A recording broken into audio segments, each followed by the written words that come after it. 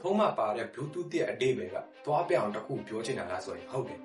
သူရဲ့နောက်ကွယ်မှာလည်းသွားပြောင်တစ်ခုနဲ့ဆက်နေခဲ့တယ်ဘယ်လိုလဲဆိုတော့1996ခုနှစ်ထိမှာ wireless ဆိုတာမရှိသေးခဲ့ဘူးသူတို့စက်တစ်ခုနဲ့ join ဖို့အတွက် wire ကြိုးဆိုတာလိုတယ် wire ကြိုးမရှိဘူးတော့ join လို့မရဘူးဒီလိုနဲ့ပဲပုံမြင်စတာကတော့အဲ့ချိန်တော့နာမည်ကြီးကုမ္ပဏီဖြစ်တဲ့ IBM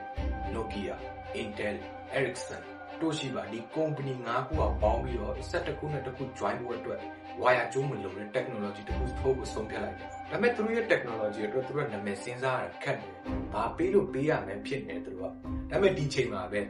Intel ကုမ္ပဏီရဲ့ engineer ဖြစ်တဲ့ Jim Carter ကသူဖတ်ထားတဲ့သမိုင်းစာကိုသတိရသွားခဲ့တယ်သူကဘယ်လိုသမိုင်းစာကိုဖတ်ခဲ့တာလဲဆိုရင် Denmark ဘုရင် King Harald ကိုစားပြအကြောင်းသူကဖတ်ခဲ့တယ်အဲ့ဒီဘုရင်ကတရှင်တော့ Denmark မှာအုပ်ချုပ်ခဲ့တယ်ဒါပေမဲ့သူ့ကိုလူတော်များများက Harald Bluetooth ဆိုတဲ့နာမည်နဲ့တီးကြတယ်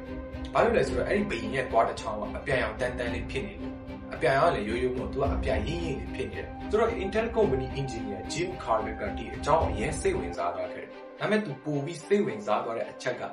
အဲ့ချိန်တော့ Denmark နဲ့ Norway ကတစ်ဖက်နဲ့တစ်ဖက်ရန်လူတွေဖြစ်တယ်မတည့်မှုရှိခဲ့တယ်ဒါပေမဲ့ King Harald Bluetooth ကဒီနိုင်ငံလုံးစီးလုံးပြီးတော့တနိုင်ငံနဲ့ပြန်လုပ်ပေးခဲ့တယ်ဒါကိုသူကအဓိကအချက်ယူလဲတယ်လို့လဲဆိုတော့ Denmark ဘယ်ရင် Harald Bluetooth ကတော့နိုင်ငံ